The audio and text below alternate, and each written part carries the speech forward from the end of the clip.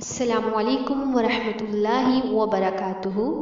آج کا ہمارا ٹاپک ہے آداب ذکر الہی۔ آج کے ٹاپک میں ہم سیکھیں گے اللہ تعالیٰ کے ذکر کرنے کے آداب کیا ہیں۔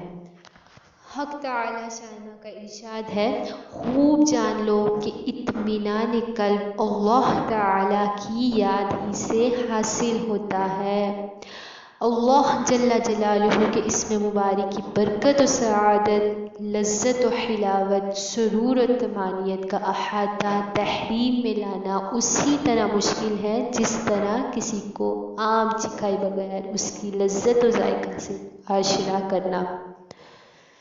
ذکر الہی جہاد، خیرات اور صدقات سے سب بڑھ کر ہے، سب سے افضل ہے۔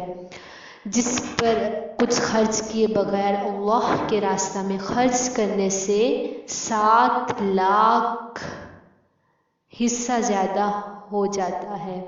اس سے بڑھ کر دنیا میں کوئی عمل بہتر نہیں، اور نہ ہی دنیا میں کوئی دوسری ایسی چیز ہے جو قلب کو راحت پہنچا سکے۔ اللہ تعالیٰ کے ذکر کے لیے کوئی قید مکان و زمان نہیں، ہر جگہ ہر حالت میں ذکر اللہ لازم ہے۔ قلب کو کسی وقت بھی اس کی یاد سے غافل نہیں ہونا چاہیے۔ اس کی یاد دل میں اتنی سما جائے کہ کسی غیر کے لیے جگہ نہ رہے۔ جو بھی اس سے غافل ہوا اس پر ایک شیطان مسلط کر دیا جاتا ہے، استغفر اللہ، جو ہر وقت اس کے ساتھ رہتا ہے اور وہ دنیا و آخرت دونوں میں خسارہ اٹھاتا ہے۔ ہر مسلمان کے لیے ضروری ہے کہ ذکر الہی اخلاص، رغبت اور شوق سے کرے، خواہ وہ زبان سے کرے، خواہ دل سے کرے، خواہ دھیمی آواز سے کرے، خواہ اونچی آواز سے کرے، مگر عاجزی و انکساری اور خوف و امید سے کرے۔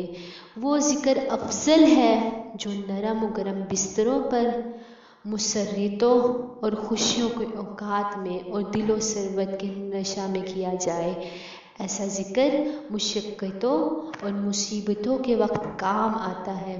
جب کسی مجلس میں بیٹھے ہوں تو اس میں اللہ جل شانہ اور رسول مقبول صلی اللہ علیہ وسلم کا ذکر ضرور کرے۔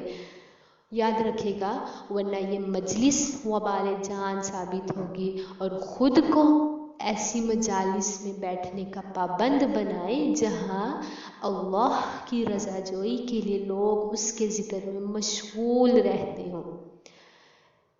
ایسے لوگوں کو اپنے سے دور نہ کریں اور نہ ان سے نفرت کریں اور نہ ان کا مذاق اڑائیں اور نہ ان پر ہنسیں۔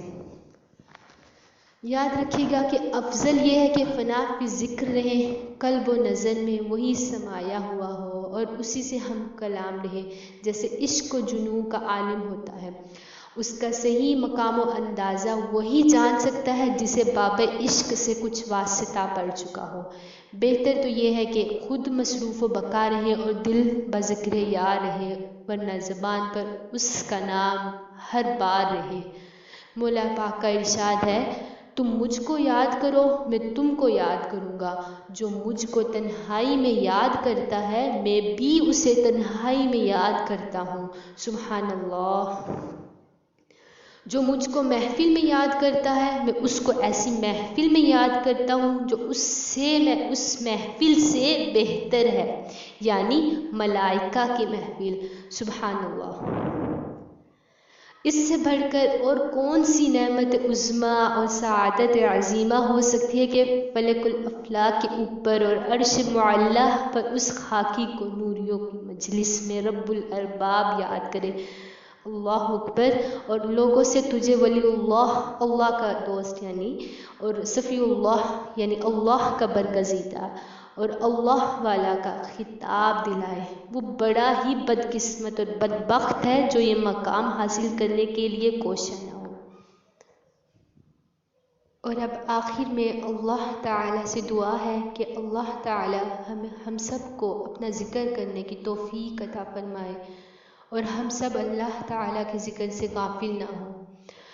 آپ سب سے گزارش ہے کہ اگر آپ کو اس ویڈیو میں کوئی بات، کوئی سبق اچھا لگا ہو تو آپ اس کو اپنے دوستوں تک پھیلائیں تاکہ وہ آپ کے لیے صدقہ جاریہ کا سبب بن سکے۔